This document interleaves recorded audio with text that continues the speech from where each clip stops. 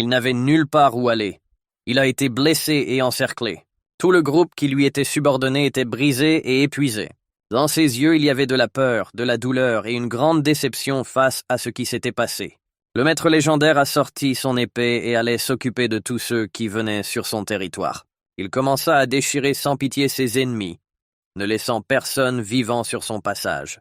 Ses pas étaient très lents, mais son habileté était assez élevée et c'était pourquoi il gagnait.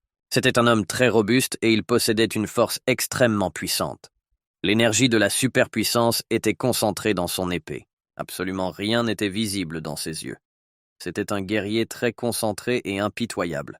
Les blessures mortelles reçues au cours d'un combat inégal ne lui permettent pas de continuer le combat et de se défendre contre les attaques qui l'alertent constamment.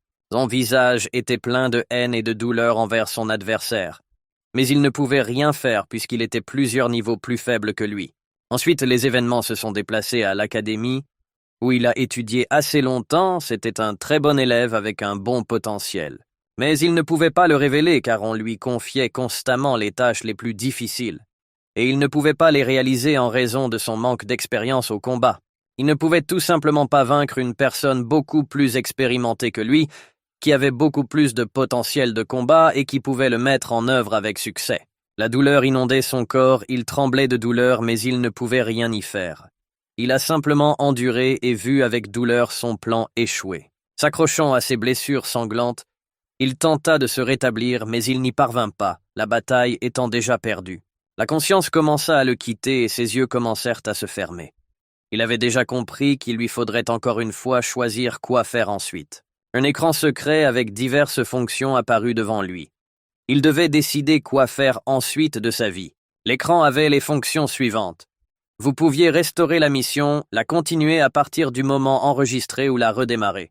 Ne voyant pas d'autre option que de redémarrer, il a choisi cette option sans hésitation car il n'y avait nulle part où aller.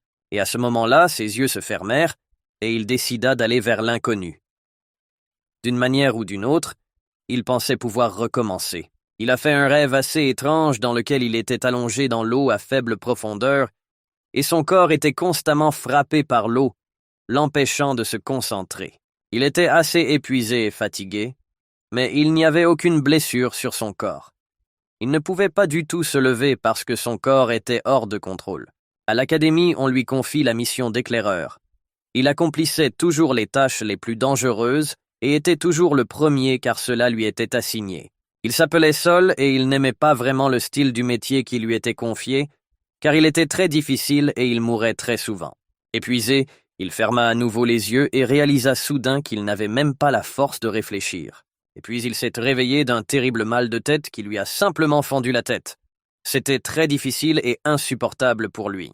Ouvrant légèrement les yeux, il tenta de comprendre où il se trouvait et ce qui se passait autour de lui. Ouvrant les yeux, il regarda le plafond et y vit un carreau blanc. C'était comme s'il était à l'hôpital. Il a continué à rester allongé là et à essayer de reprendre conscience et de comprendre ce qui venait d'arriver à son corps. Il ne pouvait pas le comprendre, mais après sa mort, il a pu se régénérer et récupérer, et revenir à un moment antérieur de sa vie. Il était même en sueur à cause de pensées terribles sur ce qui lui était arrivé. Son esprit ne pouvait tout simplement pas imaginer comment une telle magie pouvait se produire. Il restait assis sur son lit et sa tête était juste dans le brouillard. Il a continué à réfléchir à ses transformations au fil du temps. Son cerveau était complètement embrumé et il ne savait pas comment procéder. Après tout, toutes ses tentatives ont échoué et il n'a pas atteint son objectif. Il en avait déjà un peu marre, car il s'était déjà réincarné plusieurs fois et toujours perdu face au même ennemi. S'appuyant légèrement sur le bâtiment, il continua d'avancer. Après tout, il continuait à se sentir étourdi après avoir vécu des événements aussi difficiles. Il transpirait constamment et ses yeux continuaient à voir mal. C'était un tel effet secondaire après la renaissance. Il a fallu plusieurs jours pour que tout disparaisse. Il se dirigea vers l'aîné qui était très en colère. Ses ordres étaient toujours très sanguinaires et sévères. En y repensant, il se sentait encore plus mal. Mais il a continué à avancer car il devait parcourir ce chemin pour augmenter son potentiel. Et puis quelqu'un d'autre a commencé à marcher derrière lui, le rattrapant facilement. C'était aussi une paire de guerriers qui appartenaient déjà à une classe supérieure. Ils avaient plus de puissance de combat et connaissaient plus de techniques. Il les a regardés et s'est rendu compte qu'il n'avait peut-être pas de transfusion. Après tout, il était en mauvais termes avec eux à cause de leur différence de rang. Ils continuèrent à regarder le guerrier nouvellement régénéré. Ils cherchaient déjà quelque chose à quoi s'accrocher et lui donner une fessée. Leurs yeux étaient très en colère et avides. Ils voulaient du sang et des sacrifices, même s'ils étaient des alliés du clan. L'un des soldats s'est approché de lui avec un regard effrayant. Cela semblait plutôt menaçant et dangereux pour le jeune guerrier. Après avoir retenu son souffle, il a compris qu'il n'avait pas de crise cardiaque. Et vous devez trouver quelque chose pour ne pas vous faire botter par des guerriers plus puissants. Mais il était déjà trop tard et le guerrier plus âgé porta un coup puissant directement sur la poitrine du jeune guerrier. C'était très douloureux. Sol souffrait terriblement et il ne pouvait retenir ses cris à cause du spasme dans sa poitrine. La force de l'impact a été si forte qu'il a été projeté plusieurs mètres en arrière et a atterri sur le sol comme s'il était recouvert de savon. Le guerrier plus âgé rit et dit que Sol était trop faible et n'avait aucun potentiel. Il a besoin de s'entraîner, pas de faire des bêtises. Il avait très peur du guerrier plus âgé car il était beaucoup plus fort que lui. Il ne pouvait pas le battre comme ça. Il devait trouver une autre issue. L'autre soldat n'a pas réagi. Il a juste regardé de sang-froid comment son ami se comportait de manière arbitraire et a apprécié cela. Battu Sol était assis par terre, serrant les dents. Il essaya de supporter la douleur insupportable que lui infligeait le guerrier. Il se tenait les côtes. C'était comme si des fissures y étaient apparues. Il n'y a aucun moyen de se passer de l'aide médicale. Le guerrier plus âgé continuait toujours à se tenir au-dessus de Sol battu et à montrer sa supériorité sur lui. Il a continué à mettre son corps à rude épreuve. Sol a dit qu'il deviendrait certainement plus fort et se vengerait de tout ce qu'il lui avait fait. Une telle réponse ne tardera pas à lui venir. Le guerrier s'est contenté de rire et a dit que s'il essayait de le faire, il mourrait immédiatement. Son visage était très effrayant, comme une sorte de King Kong. Sol comprit qu'absolument tout le monde était contre lui. Il est lui-même responsable de sa propre vie dans cette secte et il doit se battre de toutes ses forces. Ensuite, un combattant a commencé à s'approcher de lui, dont le potentiel de puissance était bien plus grand. Il connaissait bien d'autres techniques qui pouvaient être appliquées, mais il n'aimait pas recourir à la force. Il a simplement humilié les gens psychologiquement. Il a demandé à Sol pourquoi il était si faible. Il ne pouvait pas répondre. Il s'entraînait constamment, mais il n'y avait aucun progrès. Il était resté à un niveau de développement et n'a pas pu le dépasser pendant longtemps. Le visage du guerrier était très fascinant. Lui, comme un python, considérait Saul comme sa victime et s'attendait à une sorte de réaction de sa part. Mais il ne montra aucune réaction, se contentant d'observer anxieusement en retour, attendant l'action des guerriers les plus puissants qui le battaient. Tournant et balançant leurs longues faux, ils étaient sur le point de partir, laissant le guerrier battu se débrouiller tout seul avec ses blessures. Il était sur le point de dire quelque chose en guise d'adieu, mais il changea d'avis et était déjà parti s'occuper d'autre chose, très probablement avec d'autres guerriers de niveau inférieur. Son comportement était comparable à celui d'un serpent venimeux, qui ne voulait que la mort et la destruction, libérant son venin sur ses victimes. Le sel restait toujours sur le sol. Il ne s'est pas levé pour ne pas provoquer les soldats et pour qu'ils ne changent pas d'avis quant à leur départ. Puis il se releva et commença à se mettre en ordre petit à petit. Tandis qu'il marchait, les soldats continuaient de se moquer de lui et son visage bouillait de haine à leur égard. Saul a eu une opportunité spéciale. Il pouvait voir combien de vies certains guerriers avaient au-dessus de leur tête. Il l'a appris récemment. Ses pas incertains continuaient. Il allait voir un ancien puissant pour lui signaler l'échec de la mission. Son corps et son esprit étaient brisés, et il ne ressentait rien du tout.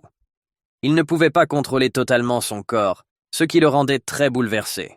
En y réfléchissant, il n'arrivait pas à comprendre pourquoi il ne parvient toujours pas à accomplir sa mission et meurt toujours au moment le plus important. Haussant les épaules et s'inclinant, il s'approcha lentement de la pièce où étaient assis les principaux anciens. Il était décoré de fleurs roses qui dégageaient une belle odeur. Mais il ne le sentait pas du tout car sa tête était remplie de comment vivre, comment accomplir la mission et sortir de la secte. Les seniors se sont assis et se sont amusés, inconscients du fait que leurs élèves avaient des problèmes importants avec leurs conditions physiques ainsi que leur esprit combatif. Ils sirotèrent joyeusement leur thé, appréciant la force du thé noir fraîchement infusé dans une petite théière. Le guerrier s'est approché et a répondu d'une voix tremblante qu'il avait encore échoué dans la mission et que son équipe avait été vaincue et qu'ils avaient encore perdu. Aussi son regard était plein de haine envers les anciens qui les envoyaient vers une mort certaine, sans même les préparer et les équiper en conséquence. Ils restaient assis toute la journée, parlaient de choses sans importance, buvaient du thé et mangeaient à leur guise, et ne faisaient rien du tout. Il y avait une hiérarchie dans leur académie, et plus une personne avait de pouvoir, plus elle avait de privilèges. Elle était présente absolument partout, même dans les maisons. L'ancien en chef possédait une force extrêmement incroyable. Il contrôlait le feu et pouvait facilement attaquer n'importe qui avec son élément. Lorsqu'il utilisait l'énergie, ses yeux brillaient en rouge, et il semblait qu'il n'était pas du tout humain et qu'il était capable de brûler le monde entier. Mais lorsqu'il était assis avec une tasse de thé, il était très réservé et calme dans sa peau, même si sa barbe suggérait qu'il était un guerrier plutôt extravagant et difficile. Se tordant à nouveau les mains et baissant la tête, il revint recevoir l'une des tâches assignées au plus jeune guerrier. En se retournant, les anciens lui demandèrent ce qui s'était passé encore une fois et comment s'était déroulée sa mission de reconnaissance et d'observation d'une certaine île. Les anciens étaient intéressés de savoir comment les événements s'étaient déroulés et ce qui s'y était réellement passé. En sirotant du thé noir, ils voulaient entendre la réponse. Mais le guerrier n'avait rien à dire, car après avoir atterri immédiatement, ils furent pris dans une embuscade et facilement tués. En rampant à genoux, il a commencé à dire que lui et son équipe avaient échoué, et il a commencé à demander grâce et non à être puni. Les anciens le regardèrent avec surprise et apprécièrent son respect pour eux. Ils ont réfléchi à la meilleure façon de le traiter et s'il devait être puni. Le sel restait sur le sol et ne montait pas.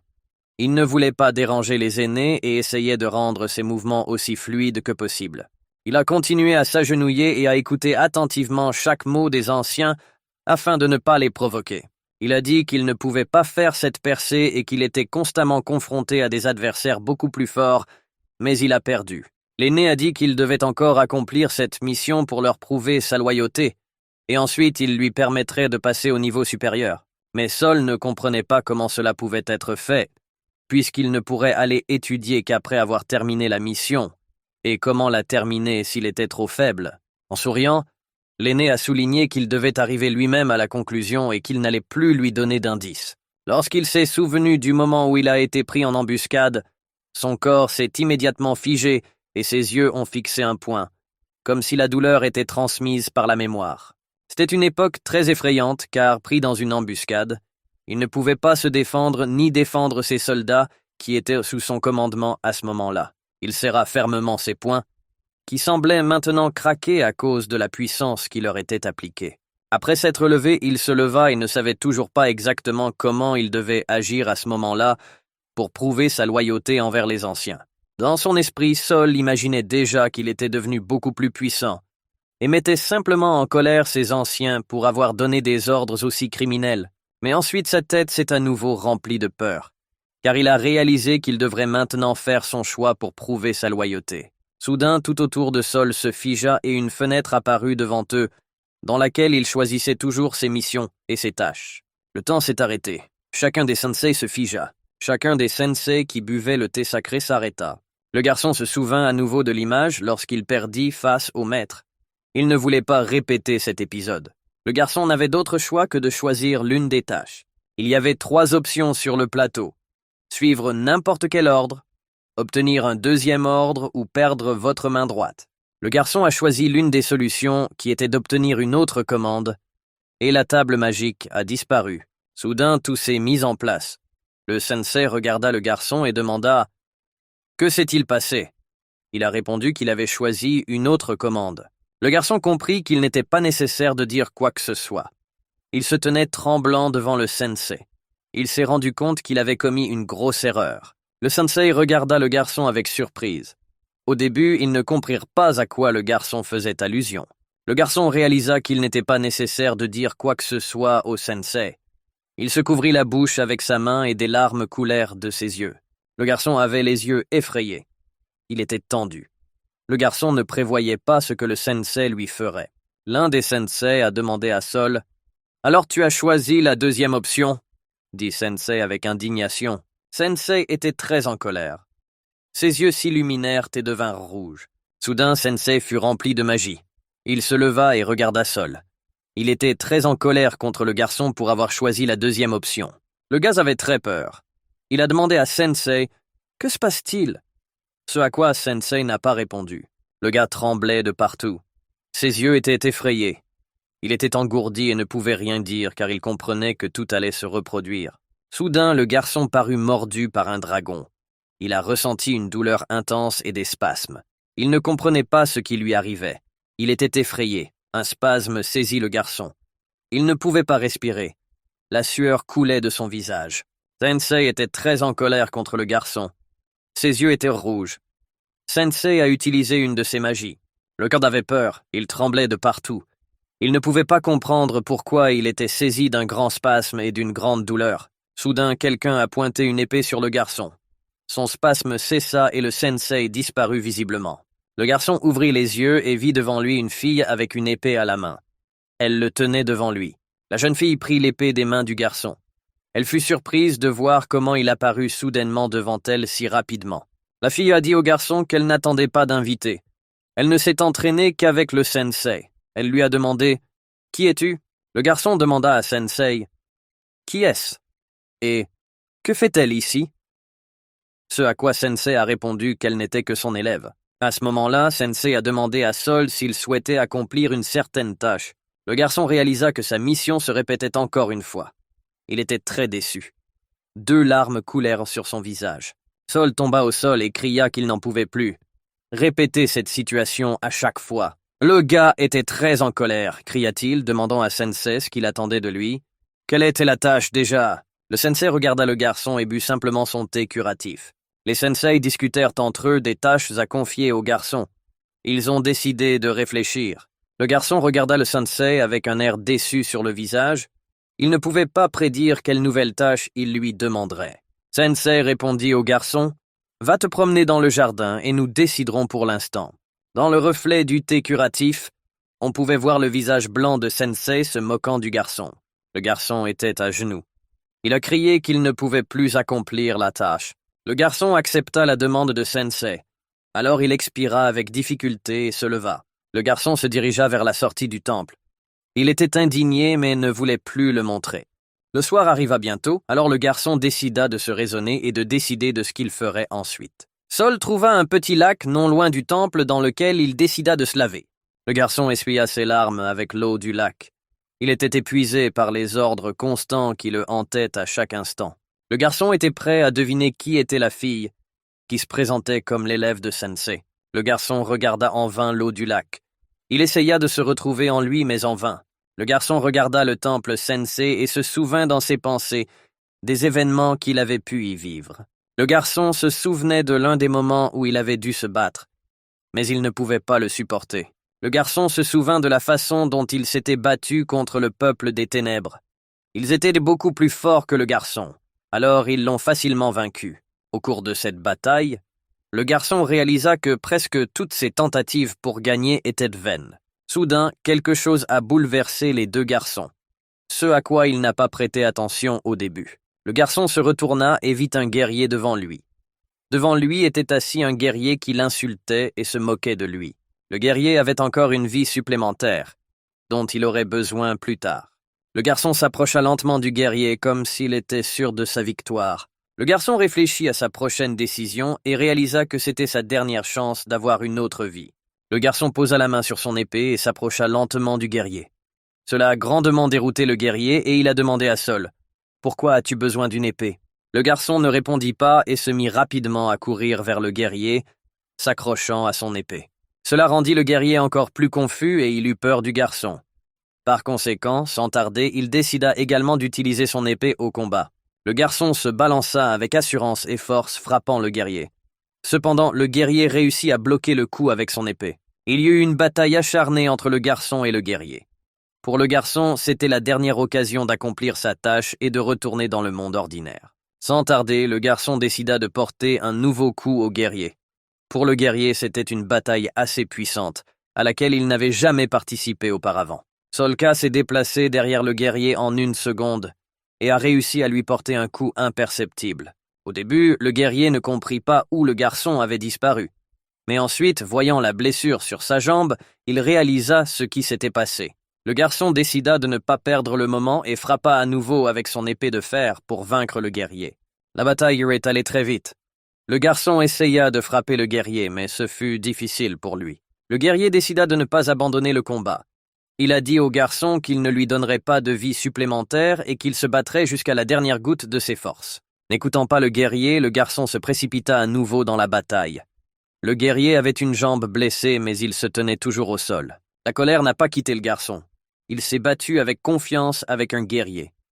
C'était sa dernière chance, et il le savait. Le garçon se souvenait dans ses pensées de la façon dont il avait facilement perdu contre tous ses adversaires.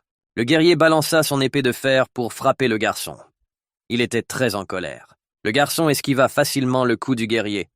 Sans tarder, il décide de profiter de l'occasion pour faire grève. Alors que le guerrier se préparait à brandir à nouveau son épée, le garçon se retourna rapidement et sa jambe se dirigeait vers lui à grande vitesse.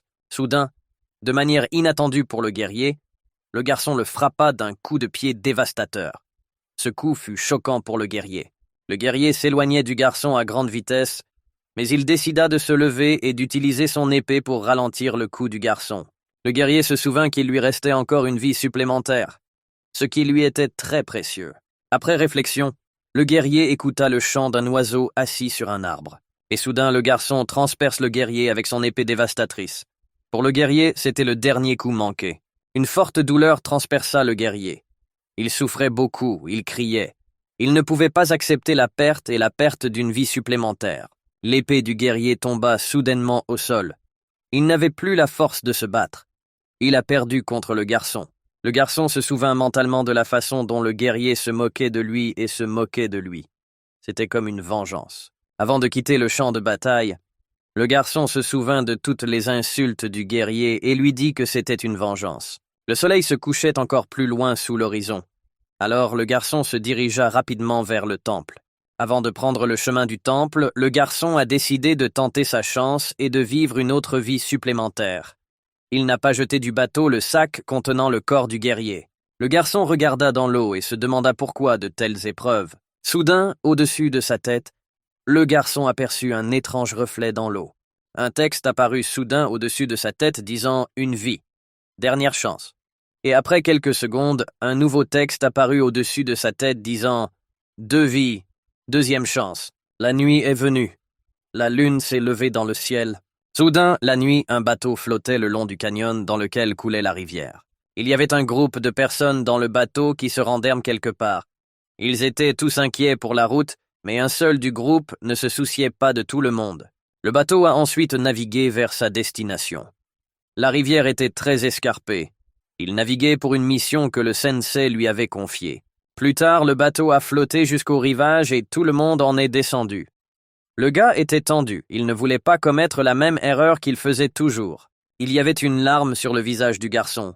Il était frustré par toutes ces tâches et ne comprenait pas que c'était sa dernière chance de sortir de ce cercle vicieux. Plus tard, un groupe de personnes a réussi à atteindre le rivage. Le garçon et le groupe se sont rencontrés pour discuter des prochains projets. La fillok était la principale responsable de cette mission. Elle a dit au garçon de se diviser en 2 groupes. Il sera le commandant du 2e groupe. Le garçon resta silencieux et accepta silencieusement la demande de la jeune fille. Il savait ce qu'on attendait de chacun. La jeune fille a dit à Sol qu'il était le chef du 2e groupe, qu'il devait donc la protéger et que le succès de la mission globale dépend de lui. Elle a également souligné que tout le monde devrait être prudent et suivre la technique du masquage, car il y a des guerriers très puissants sur l'île. Sol a emmené toutes les personnes dont il avait besoin et elles l'ont accompagné dans ses tâches. Tout le groupe mené par Sol courut en direction de la forêt. Seul le commandant ne les a pas accompagnés en mission. Elle attendait leur départ en bateau. Le garçon et un groupe de personnes coururent avec confiance pour réaliser le souhait de Sensei. Le garçon savait ce qui les attendait. Dans ses pensées, le garçon se souvint qu'il serait entouré par les guerriers surpuissants de Sensei. Il a donc décidé de ne pas gâcher la vie de ses soldats. Comme le garçon courait le premier, il lui tendit la main. C'était le signal pour les guerriers d'arrêter de courir et de rester immobiles. Ils ne pouvaient plus continuer leur mouvement, car un objet inconnu apparut devant eux. Il fallait se comporter très calmement et discrètement. Très probablement, il s'agissait d'une sorte de maison forestière ou d'une petite maison d'observation et de garde. Cela pourrait donc être dangereux. En tant que capitaine de l'équipe, il ne pouvait pas se contenter d'envoyer des gens là-bas et devait s'assurer lui-même de leur sécurité. Rapidement et tranquillement, il s'est approché de la maison pour enquêter sur la situation autour de lui et voir s'il y avait des gens là-bas. Il était très effrayé et prudent. J'ai soigneusement observé ce qui s'y passait. Il regarda légèrement par les fenêtres et s'attendait à y voir quelque chose qui l'aiderait à s'orienter dans cette zone. Heureusement, il n'y avait personne. Ils se sont approchés de la maison et ont décidé sur place quoi faire ensuite et comment se comporter. Ils se levèrent et se demandèrent ce qui se passait et pourquoi il n'y avait pas de garde ici, alors qu'il aurait déjà dû l'être. Les guerriers étaient très confus. Ils ne savaient pas quelles seraient leurs prochaines actions, car ils pouvaient être attaqués à tout moment par des personnes beaucoup plus fortes. Réalisant qu'il y a très probablement ici un plan astucieux et une embuscade, Saul réfléchit à la meilleure façon de se comporter dans une situation aussi dangereuse. Ils restèrent près de la maison, qui était extrêmement visible, et peut-être n'avaient-ils pas non plus besoin d'être là. Après avoir pesé le pour et le contre, ils ont choisi l'option d'essayer de négocier avec les personnes qui gardaient cette partie carrée de l'île. Rassemblant toutes ses forces, Saul décida d'appeler et de dire qu'ils avaient compris qu'il y avait une embuscade et leur demanda de sortir pour négocier. Ils se sont tenus en cercle mais n'ont vu personne et sont restés dans cette position pendant plusieurs secondes. Cependant, personne n'est sorti de l'embuscade. Et puis un guerrier inconnu avec de longues tresses blanches est apparu derrière leur dos.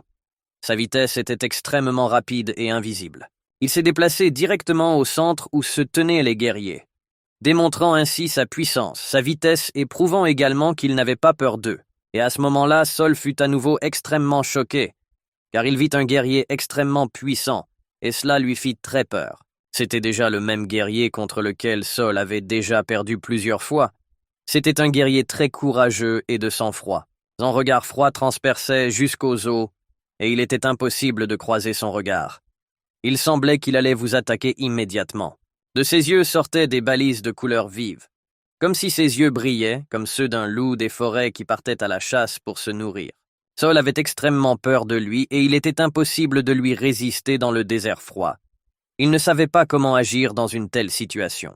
Et le maître restait debout avec un visage de pierre, ne bougeait même pas et attendait comment agiraient les soldats qui venaient sur son territoire. Saul a demandé ce que le maître faisait ici, car il n'était pas censé être responsable de cette place.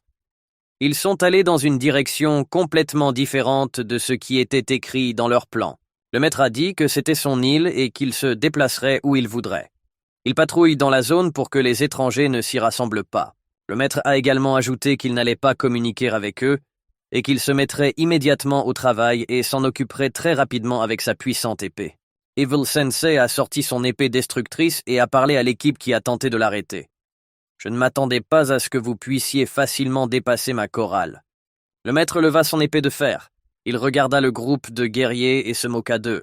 Le groupe de guerriers était effrayé et surpris. Ils ne s'attendaient pas à ce que Sensei les remarque. Ils ne savaient pas comment agir. Les commandants ainsi que leurs sujets ont été surpris car ils voulaient tendre une embuscade, mais rien ne s'est produit. Le garçon se tenait fermement sur ses pieds et tenait fermement son épée. Il avait accompli cette mission 100 fois, il savait donc ce qui attendait tous les soldats. Soudain, le garçon cria « Nous battons en retraite !» Il ne voulait pas que les soldats meurent. Les soldats étaient sous le choc. Ils ne savaient pas quoi faire, mais ils n'avaient d'autre choix que de se présenter car leur plan avait échoué. Tous ceux qui entouraient le maître coururent brusquement dans des directions inconnues. Le maître restait immobile et regardait tout le monde avec confiance. Le groupe de guerriers courut rapidement vers leur bateau pour battre en retraite. Ils ont couru très vite. Salt est frappé par un rayon rouge mortel, il tombe. Le garçon était envahi par une douleur intense. Il a crié aux soldats qu'il l'avait aidé, mais malheureusement, tous les guerriers étaient trop loin pour entendre le cri de Saul. Le gars est tombé au sol, mais personne n'y a prêté attention et tout le monde a continué à courir. Le gaz est tombé au sol et a roulé dessus sur plusieurs mètres supplémentaires, puis s'est arrêté. Il souffrait énormément après avoir été touché par le faisceau rouge. Sensei prit le garçon par les cheveux et le souleva. Le garçon souffrait beaucoup et il était aussi très en colère. Sensei fut surpris de voir de la colère dans les yeux du garçon au lieu de la douleur. Le garçon était en colère contre Sensei. Sensei a demandé au garçon qui l'avait envoyé et pourquoi il était venu ici. Ce à quoi le garçon ne répondit pas. Sensei porta un autre coup. Le garçon souffrait encore une fois énormément. Après le coup, Sensei a dit au garçon qu'il avait encore une chance de tout lui dire. Mais le garçon ne répondit pas. Le garçon, serrant les dents, dit à peine qu'il se vengerait de Sensei. Une douleur atroce le serrait jusqu'aux os. Le garçon, malgré toute la douleur atroce, n'a pas versé une seule larme pour la première fois. Il y avait une colère intense dans ses yeux. Le maître dit au garçon qu'il était content de le voir. Le garçon a ressenti de la douleur, mais celle-ci a progressivement disparu. Au début, il ne comprit pas où il se trouvait. Mais Sol réalisa alors que la mission se répétait encore une fois. Il doit choisir la prochaine décision. Une table apparut à nouveau devant le garçon sur laquelle il y avait 3 options. Mais il a choisi l'option de restaurer la vie. Le garçon commença soudain à bouger quelque part. Encore une fois, il ne comprenait pas ce qui se passait. Ses yeux étaient effrayés. Devant le garçon se trouve son reflet. C'était un signe de qui il serait dans sa nouvelle vie. Le garçon laissa échapper une nouvelle larme. Il fut amèrement déçu car il échoua encore une fois. Sol reprit ses esprits. Mais au début, il ne parvint pas à comprendre où il se trouvait. Il réfléchit à la décision qu'il prendrait. Dans ses yeux, le garçon voyait les murs familiers du temple. Le garçon s'est réveillé dans son lit. Il réalisa que la vie supplémentaire avait fonctionné et il se téléporta au temple. Le garçon s'est un peu évanoui, mais il s'est également réjoui car il lui reste encore une chance d'accomplir les tâches. Le garçon était très déçu. Il était plein de larmes. Sol réalisa qu'il ne vaincra jamais le maître. Sans tarder à réfléchir, le garçon sortit du lit et se dirigea vers la sortie de la pièce pour retrouver le sensei et choisir une nouvelle tâche. Dans la pièce voisine se trouvaient Sensei et un ancien guerrier qui s'était moqué du garçon dans le passé. Il réfléchissait à la façon de traiter avec le méchant maître. Sol passait par cette pièce. Il commença à se demander qui était là et de quoi il parlait. Il a vu son ennemi acharné, à qui il a pu lui enlever une vie supplémentaire. Le garçon regarda le guerrier qui discutait avec Sensei d'un plan pour vaincre le méchant maître. Le guerrier avait très peur, car il ne lui restait plus qu'une vie. En regardant le guerrier, le garçon réalisa qu'il ne pouvait plus prendre de risques. Après tout, il lui reste aussi une vie. Le garçon serra le poing. Il était furieux. Dans ses pensées, Sol se souvenait des 3 sensei qui lui avaient confié diverses tâches, mais il ne pouvait pas les accomplir. Le gars a prêté le plus d'attention à Sensei avec des tresses blanches et une barbe blanche. C'est lui qui lui a confié toutes les tâches. Le garçon, tenant son poing, était déçu par ses pensées. Il a compris qu'il fallait aller au bout le plus vite possible et lui confier une nouvelle tâche. Sol ne voulait plus échouer à aucune tâche. C'était donc sa dernière chance. Sans attendre, Sol courut vers la pièce où les vieux sensei buvaient habituellement du thé curatif. Avant d'aller chez le sensei, le garçon décida d'enfiler ses vêtements habituels pour être prêt à accomplir n'importe quelle tâche. Le garçon a remarqué quelque chose. Cela l'a alarmé. Il s'est intéressé à ce qui se passait. En fait, le garçon s'est regardé dans le miroir et au-dessus de sa tête se trouvait l'inscription « Une vie, dernière chance ». Cela attirait toujours l'attention du garçon. Il a compris qu'il n'y aurait plus aucune chance pour lui. Le garçon se dit « Suis-je si faible que je ne peux même pas accomplir la tâche la plus simple ?» Le garçon était déçu et triste. Il a compris qu'il devait assumer une nouvelle tâche et la mener à bien. Sol arriva dans la chambre du sensei. Mais encore une fois, tout s'est figé et le temps s'est arrêté. Une nouvelle table magique apparut à nouveau devant lui, sur laquelle quelque chose était écrit. Mais il y avait 3 commandes sur la table. 2 d'entre eux furent tombés en panne et le garçon ne put plus les utiliser. Mais il lui restait encore une commande. Le seul ordre qui lui restait était de se débarrasser de sa main droite. Le garçon ne voulait pas faire ce choix, mais il n'avait plus aucune chance ni aucun choix. Le garçon tomba à genoux devant le sensei. Il prit sa main droite et dit au chef sensei. Sol dit au sensei qu'il avait choisi un nouvel ordre pour se débarrasser de son bras droit. Il a parlé avec frustration et chagrin. Sensei regarda le garçon avec pitié et lui demanda « Tu n'as pas d'autre choix que de perdre ton bras ?» Le garçon répondit au sensei qu'il n'avait pas le choix. Alors, il demanda qu'on lui donne une épée et il se débarrassa de sa main. Sans tarder, le garçon a commencé à chercher des armes de combat dans toutes les boîtes, ce qui pourrait l'aider à accomplir sa tâche. Le garçon supplia le sensei de lui donner une épée pour qu'il puisse accomplir la tâche. Sensei a répondu que c'était trop cruel et qu'il n'en voulait pas. Le garçon a pleuré et s'est cogné la tête contre le sol. suppliant le sensei de lui donner une arme. Le sensei regarda le garçon, les supplier de l'aider et de lui donner une arme. L'un des sensei répondit « Si c'est ce que tu veux, alors garde le couteau. » Après ces paroles, il a lancé à Sol un couteau avec lequel il était censé se débarrasser de sa main. Le garçon regarda l'épée et dit mentalement au revoir à sa main. Le garçon comprit qu'il n'avait plus le choix.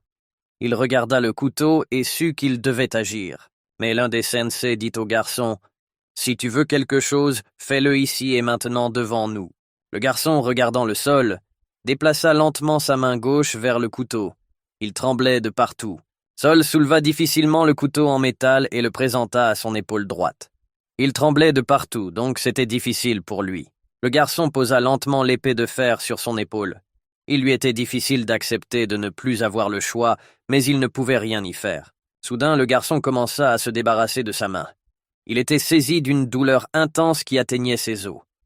Les larmes lui montèrent à nouveau aux yeux. Dans les yeux du garçon et en général dans tout son corps, une forte douleur imprégnait. Il ne pouvait pas croire qu'il avait perdu sa main. Le garçon n'a pas pu retenir ses émotions et, versant des larmes, a crié. Il souffrait beaucoup, mais il devait accomplir sa tâche.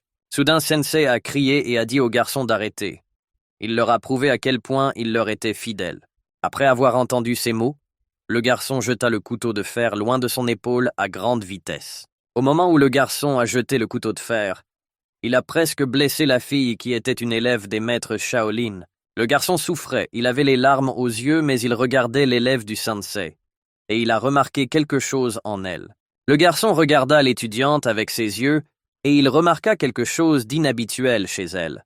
Au-dessus de la tête de la jeune fille se trouvait un texte sur lequel il était écrit qu'elle avait 4 vies. Le garçon en fut surpris, car c'est très rare.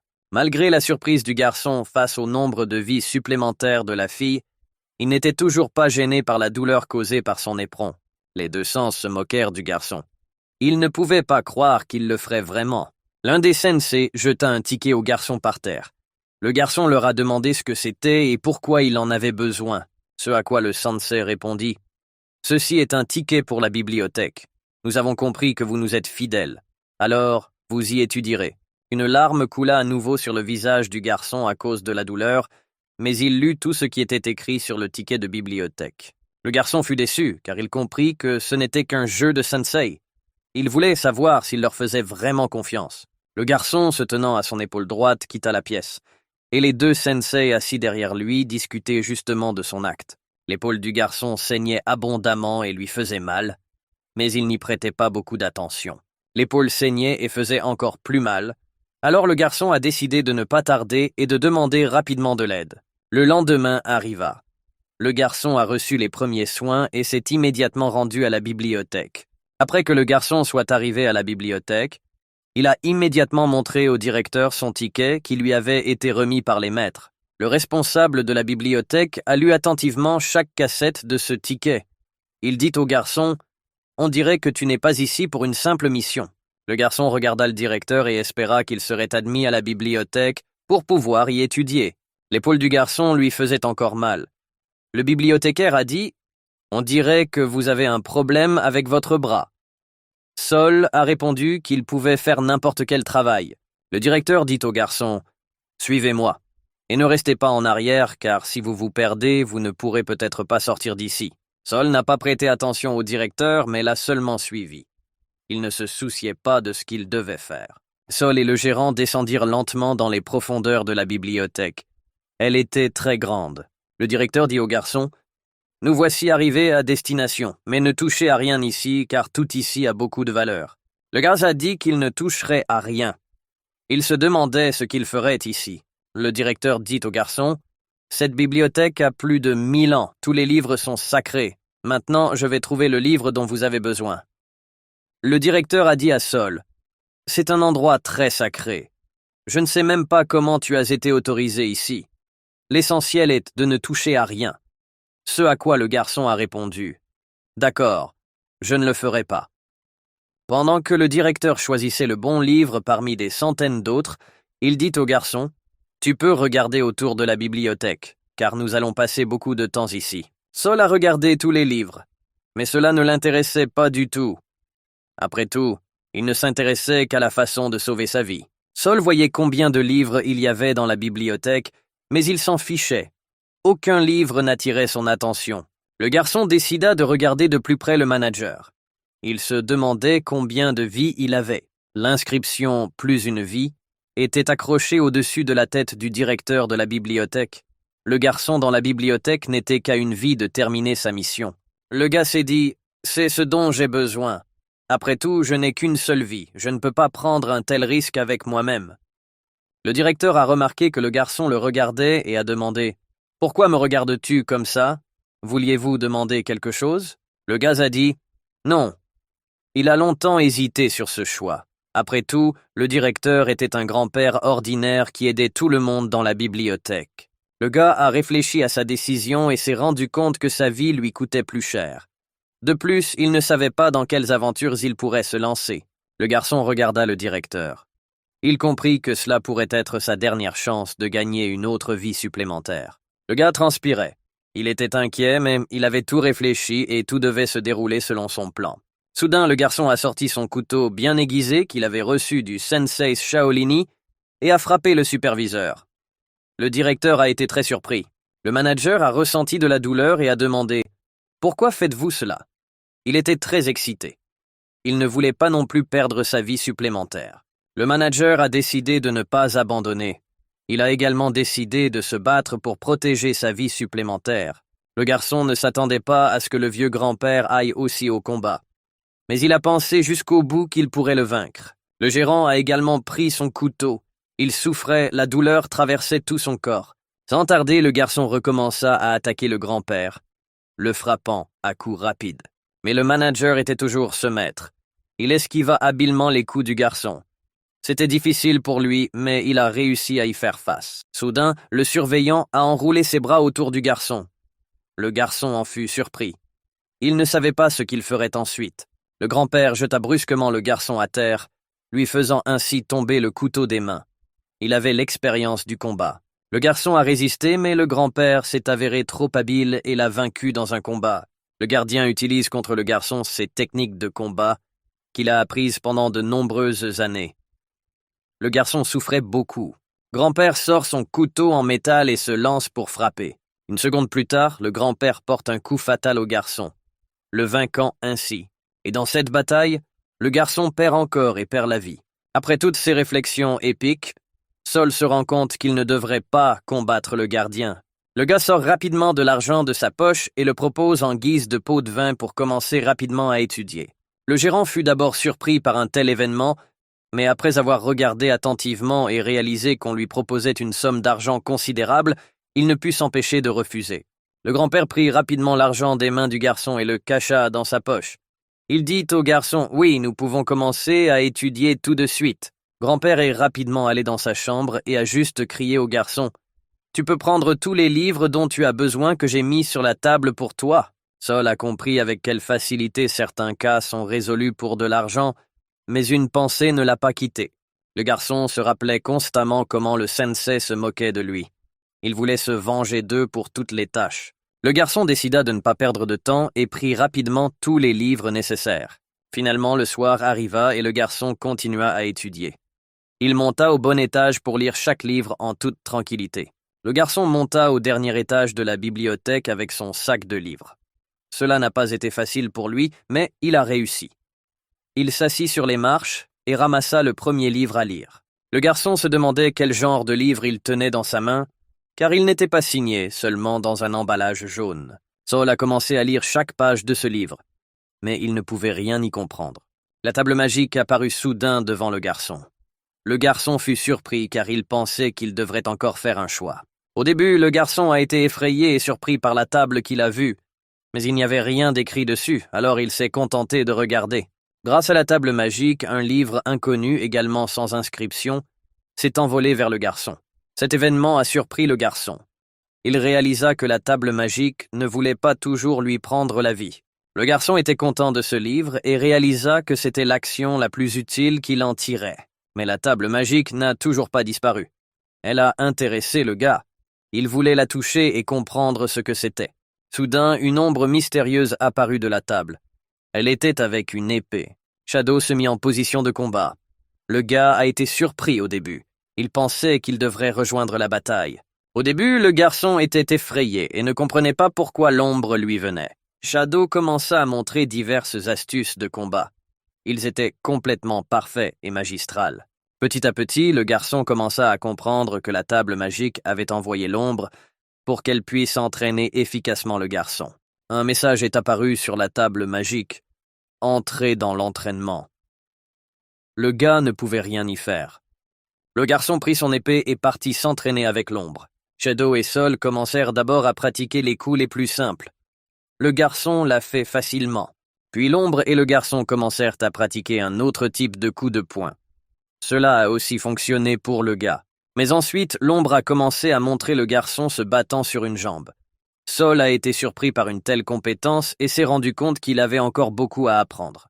Des livres étaient éparpillés dans la bibliothèque, mais le garçon y vivait très à l'aise. Parmi tous les livres, un étrange grincement pouvait être entendu pendant l'entraînement du garçon. La souris de la bibliothèque, qui a endommagé tous les livres, a comme d'habitude goûté toutes les feuilles des livres. Pendant l'entraînement du garçon, la souris a entendu des sons étranges. Cela l'a alarmé. Après les cris temporaires de la souris, le garçon a porté un coup dévastateur qui a traversé les murs de la bibliothèque. Il ne restait plus rien de la souris. Elle a seulement fait un trou dans le mur de la bibliothèque. Le gars s'est entraîné tout son temps libre. Il a étudié de nouvelles techniques et techniques. Au bout d'un moment, Sol s'est retrouvé en meilleure forme physique. Le gars s'entraînait et apprenait constamment de nouvelles techniques qui pourraient l'aider au combat. Au cours d'une de ces séances d'entraînement, le garçon apprenait des combinaisons de double coups de poing. Mais un petit éclair s'est produit dans l'air.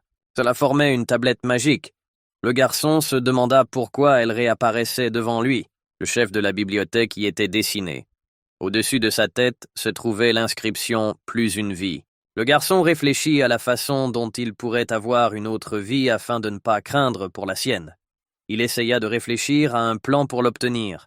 Le garçon a décidé de lire un autre livre qui traitait des techniques anciennes des maîtres anciens. Mais quelqu'un est venu dans la chambre du garçon. L'inconnu a crié au garçon. « Qui es-tu et que fais-tu ici ?» Le garçon fut surpris et regarda rapidement autour de lui pour voir qui était venu vers lui.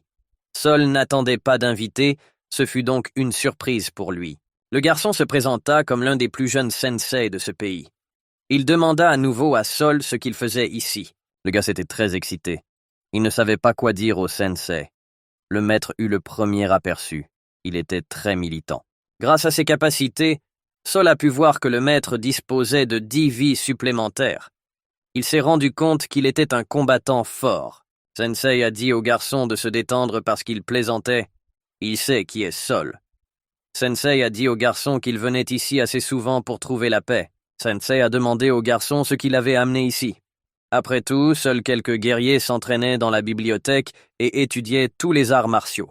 Le garçon avait 2 tâches, et dans la 3e, il dut perdre la main, mais Sensei se sentit désolé pour lui. Dans ses pensées, Sol se souvenait de l'élève du Sensei qui avait 4 vies supplémentaires. Il se demandait comment il les avait obtenues. Sensei était gentil avec le garçon et lui demanda s'il avait vu l'un des livres de magie. Sensei a demandé au garçon « Tu n'as pas mon livre entre tes mains ?» Sol n'a rien répondu. Il ne savait pas à quoi tout cela pouvait mener, alors il hésita avant de dire la vérité. Il regarda à nouveau attentivement le livre et réalisa que c'était le livre du maître. Sol réfléchit à ses prochaines décisions. Dire qu'il avait étudié les arts martiaux ou dire qu'il ne l'avait jamais vu. Devant lui, tout se figea à nouveau et le temps s'arrêta. Il dut à nouveau choisir l'une des options. Le gars a décidé de réfléchir un moment. Il devait agir vite, alors il a décidé de mentir. Sol était très inquiet. Il y avait de la sueur sur son visage, ses yeux ne pouvaient pas rester immobiles. Le garçon répondit au maître qu'il n'avait jamais vu ni entendu parler d'un tel livre. Ce que le maître n'était pas du tout offensé et ne se doutait de rien. Tremblant et avec difficulté, le garçon était à peine capable de dire « Puis-je continuer à m'entraîner ?» Cela surprit beaucoup le maître. Il vit le garçon trembler, mais il dit « Oui, bien sûr ». Sol tenait fermement le livre et s'éloigna de Sensei pour ne pas voir son livre. Sensei dit au garçon « Attends, j'ai encore une courte conversation avec toi. Peux-tu me consacrer quelques minutes ?» Après que le garçon eut accepté, le sensei fut heureux. Il a demandé à Sol où il cherchait des livres d'arts martiaux, ce à quoi le garçon ne pouvait pas répondre. Il a dit qu'il avait oublié quelle section il cherchait. Sensei dit au garçon, « Si tu ne sais pas, alors cherchons le bon chapitre maintenant. Peut-être que tu te souviendras de quelque chose. » Sensei avance lentement vers chaque chapitre et demande au garçon, « N'est-ce pas le chapitre de votre livre ?» Les yeux de Sensei devinrent rouges. Il est devenu très en colère à première vue. Il était prêt à tout pour entendre la bonne réponse. Le garçon serra encore plus le livre contre lui. Ses mains étaient toutes moites. Il était très excité parce qu'il avait peur de dire des choses erronées. La peur l'a complètement saisi. C'était tout à fait visible à l'image de son visage et de ses yeux, qui étaient si fermés à cause de la peur perçante de Sol. Sensei demanda une seconde fois au garçon, « Alors, dans quelle section as-tu pris le livre ?» Le gars tremblait de partout et ne pouvait rien dire. Sensei avait l'air très menaçant. Ses yeux étaient rouges et il avait 10 vies supplémentaires, donc cela ne servait à rien de le combattre. Puis Sensei demanda à nouveau au garçon, « De quel chapitre avez-vous tiré ce livre ?» Ce à quoi le garçon répondit à peine à cause du tremblement, de la section 2A. Sensei a regardé cette section et a dit, « Comment pourrais-je oublier cela exactement? Je reçois toujours tous les livres, ici. » Le garçon a répondu, « Oui, j'aime aussi ce chapitre. » Sensei sourit à nouveau. Il aime vraiment plaisanter et rire. Après avoir ri, Sensei dit au garçon, « Tu peux vaquer à tes occupations et je chercherai le bon livre. » Sol répondit à Sensei, « D'accord. S'il y a des problèmes, tu peux m'appeler.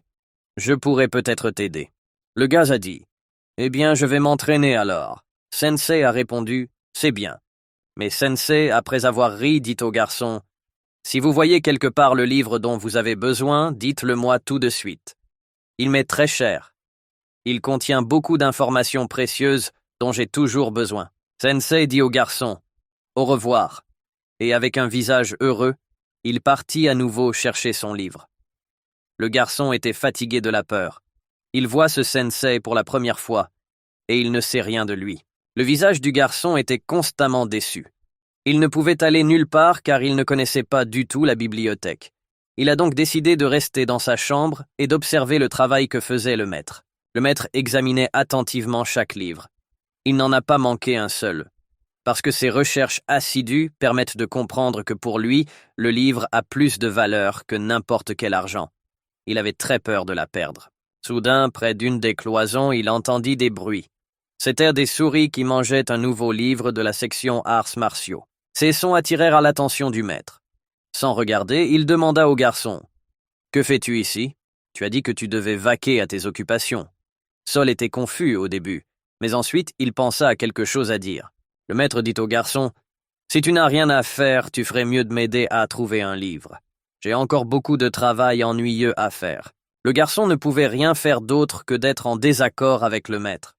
Il lui a demandé dans quelle section chercher le livre. Sol n'était plus aussi excité car il avait réussi à cacher le livre. Le garçon dit au maître, « Oui, bien sûr, je vais t'aider à trouver le livre. Dis-moi juste dans quel chapitre, je serai heureux de t'aider. » Le maître a parcouru presque tous les livres, mais n'a pas pu trouver le bon. Il demanda au garçon, « Tu ne pourrais pas le prendre? Après tout, il n'est pas différent des autres, mais il contient un texte bien plus précieux. » Sol comprit que le maître faisait allusion à quelque chose. Le garçon fut à nouveau déçu et laissa échapper une autre larme. Comme il n'avait qu'une seule vie, il pensait que sa fin était venue. Le maître recommença à parcourir attentivement chacun des livres dans toutes les sections, mais il ne trouva toujours rien.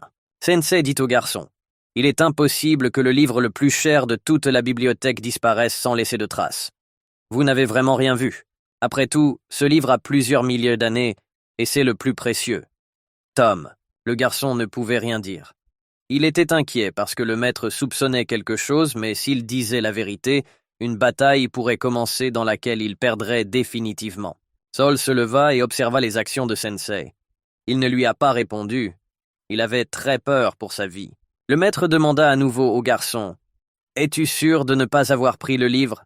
Après tout, tu es resté ici toute la journée. Tu aurais dû voir qui est entré et qui est sorti. Votre comportement est très suspect. » Le gars était confus. Il commença à transpirer d'excitation. Il comprit que le maître ne le quitterait pas si facilement. Il posera toujours des questions sur le livre. Le gars était confus. Il y avait une forte peur dans les yeux du garçon qui l'empêchait de dire quoi que ce soit ou de bouger. Il avait très peur pour sa vie. C'était le seul. Sensei quitta la pièce. Sol pensait qu'il avait été pris par surprise et que tout se terminerait sans combat. Personne ne saura qu'il a pris le livre de Sensei. Le garçon était si effrayé qu'il ne pouvait même pas dire un mot. Il transpirait constamment d'excitation. Il est devenu engourdi et s'est tenu comme une statue. Le maître s'est rapproché de la sortie mais a décidé de demander une seconde fois au garçon « Puis-je vous poser encore une question ?» Ce à quoi le gars a répondu « Oui, bien sûr, mais je n'ai vraiment pas le temps. Une question et vous pourrez être libre. » Le garçon, la larme à l'œil, attendait la question que le maître allait lui poser. Le maître s'approcha de Sol et lui demanda s'il n'avait vraiment pas pris le livre. Si cela s'avère faux, il le punira sévèrement. Le garçon réalisa que le maître le soupçonnait d'avoir volé le livre. Le garçon était très inquiet, de sorte que même une goutte de sueur tombait de lui sur le sol. Mais le garçon répondit qu'il ne savait pas où se trouvait le livre de Sensei. Après la conversation entre le garçon et le maître, une goutte de sueur tomba sur le sol de la bibliothèque. C'était très bruyant. Sensei a répondu « D'accord, je ne vais pas vous stresser. Je crois que vous avez dit la vérité, mais souvenez-vous simplement de mes paroles. » Après la conversation, Sensei se dirigea vers la sortie de la pièce de la bibliothèque. Sensei se dirigea lentement vers la sortie de la pièce de la bibliothèque. La conversation a beaucoup stressé le garçon. Il était très excité. Le garçon expira avec impatience après ce qu'il avait vécu. Il s'est rendu compte qu'un seul mauvais mot pouvait conduire à une bataille dévastatrice à laquelle il ne survivrait peut-être pas. Soudain, le même livre qui l'avait toujours aidé dans toutes les situations apparut devant le garçon. Il était surpris et excité, car il ne voulait pas qu'elle soit vue par le maître qui la cherchait. Le garçon, après avoir regardé la sortie de la pièce et vu devant lui quelque chose qui le stressait et l'effrayait autant que possible, se retourna. Le maître se tenait devant le garçon. Il était tout en colère et un œil brillait de magie rouge. Le maître s'intéressait à la table magique. Le garçon regarda le maître et ne put rien dire. Il frissonna à nouveau et son corps devint engourdi. La sueur commença à couler de son visage. Le garçon a décidé de ne pas mentir au maître et a décidé de dire toute la vérité. Il tomba à genoux, les larmes coulant de ses yeux, et il dit qu'il avait pris le livre et qu'il ne voulait pas le rendre parce qu'il pensait qu'il serait puni pour cela. Le maître regarda silencieusement le garçon et comment il lui disait tout. Il ne trouvait pas les mots, mais il s'attendait à ce que ce soit le garçon qui prenne son livre. Sensei dit au garçon « Je m'y attendais, mais j'ai été impressionné par votre conscience de soi. Alors vous pouvez vaquer à vos occupations. » Le garçon répondit au sensei « Tu ne vas rien me faire ? Après tout, j'ai pris ton livre. Je m'attendais à une terrible punition de ta part. » Sensei s'arrêta et ne répondit pas au garçon dans un premier temps. Mais ensuite il lui dit « Qui a dit qu'il n'y aurait pas de punition ?» Le livre avait donc plus de valeur que toute la bibliothèque et toute la ville réunie. Sensei répondit au garçon « Si vous insistez sur la punition, qu'il en soit ainsi. Je soutiens votre opinion. » Soudain, Sensei sortit son épée magique. Cela a grandement stressé le garçon, car il comprenait qu'un combat allait commencer et il ne pouvait pas le supporter. Le garçon avait très peur. De façon inattendue pour le garçon, le maître se précipite dans la bataille et lui met une épée sur la tête. Mais le temps s'arrête. Tout se fige avec le maître, et le garçon le regarde et réfléchit à ce qu'il doit lui dire. Une épée tranchante se tient devant le garçon. Salt ne peut même pas bouger parce qu'il a en même temps peur, mais il veut trouver une solution pacifique à ce différend. La table magique qui arrêtait le temps sauvait le garçon en arrêtant Sensei. Il est suspendu dans les airs. Sol réfléchit à la meilleure façon de tout lui dire. Le maître a un œil brillant. Il ne peut rien dire car il est complètement figé. Le gars se rend compte que l'arrêt du temps ne peut pas durer éternellement. Alors il élabore rapidement tout un plan de ce qu'il va faire et décide de prolonger à nouveau le temps et de rappeler la table magique. Le gars frappe le sol avec son poing et le fuseau horaire commence à courir.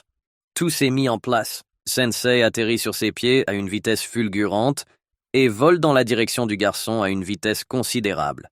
Sensei essaye de s'arrêter mais il n'y parvient pas.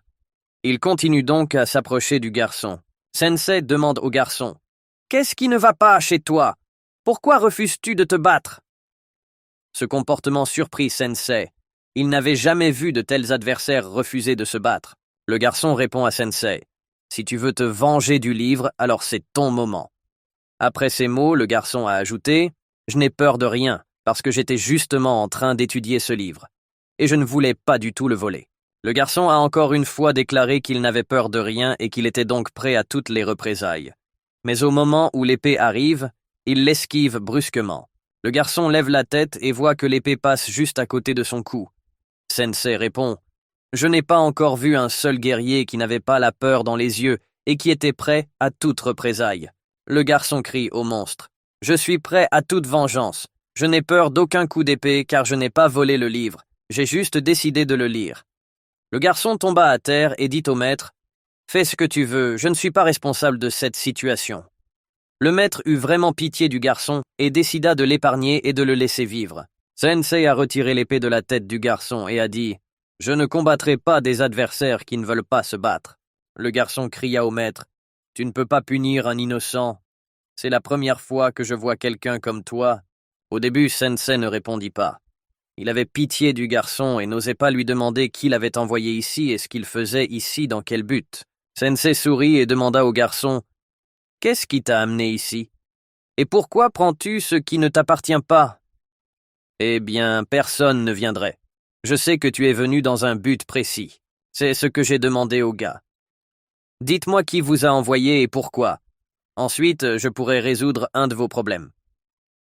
Après la conversation, Sensei se moqua un peu plus du garçon et dit « Était-ce un piège sournois pour me détruire ?»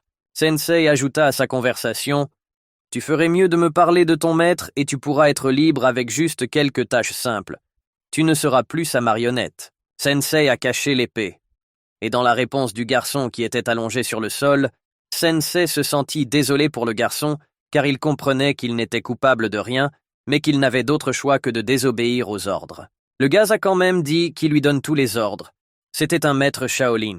Le garçon a également dit qu'il devait gagner sa loyauté et après cela, il l'a envoyé à la bibliothèque pour apprendre divers arts martiaux et techniques, afin qu'à l'avenir, il puisse facilement vaincre tous les ennemis de Sensei. Ce à quoi l'autre Sensei lui répondit « Il semble que tu aies un gros problème, car ce Sensei élève des soi-disant marionnettes, qui se battent ensuite avec tous ses ennemis. » Après avoir tout entendu du garçon, Sensei a dit « J'ai eu un problème similaire à vous. » Le garçon demanda immédiatement à Sensei « Alors tu étais aussi une marionnette ?» Dans ses mémoires, le maître a rappelé comment il avait dû se battre avec un grand nombre de personnes de l'ombre noire. Ils ont tous été envoyés par le maître Shaolin. Chacun d'eux était disciple d'un maître. Il a dû se battre avec tout le monde pour survivre. Sensei a dit au garçon qu'il connaissait la sortie, comment l'aider et comment résoudre tous ses problèmes, mais qu'il devrait quand même prendre des risques à nouveau. Sensei se pencha vers le garçon et lui dit « Le maître Shaolin n'est pas votre principal ennemi. Ils sont tous contrôlés par une autre personne vile qui m'a causé beaucoup de dégâts. » Répondit Sensei. Sensei se pencha vers le garçon pour prononcer doucement le nom du méchant afin que personne ne puisse l'entendre à part eux. Dans un murmure, Sensei dit au garçon qu'il s'appelait Phil. Il contrôle toutes les marionnettes du Sensei. Sans lui, tous les Sensei ne sont personne. Le garçon se demandait qui était vraiment Phil. Il se souvenait toujours de lui et le voyait avec tous ses ennemis.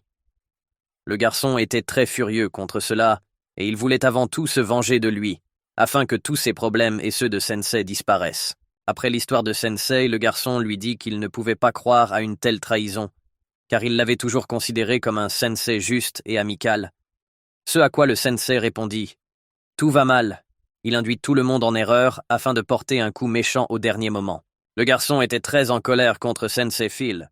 Il était rempli de rage et ses yeux semblaient briller de feu. Il voulait se venger immédiatement, mais le garçon était très excité. Il ne savait pas par où commencer. Le garçon serra fermement le poing, de sorte qu'il y avait une trace de veine dessus. C'était un signe de sa colère. Il était prêt une seconde à partir à la recherche de Phil pour se venger de lui.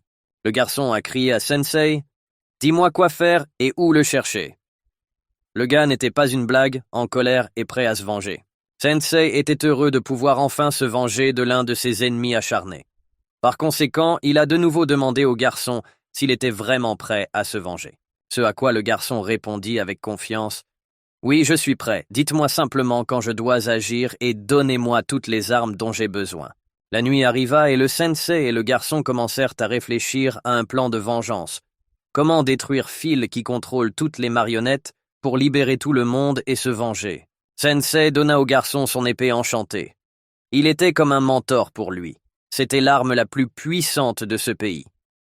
Par conséquent, le garçon se sentait complètement protégé, car il connaissait tous les arts martiaux décrits dans tous les livres de la bibliothèque et qui lui étaient enseignes par les maîtres de l'ombre. Le garçon portait son uniforme. La vengeance brillait dans ses yeux.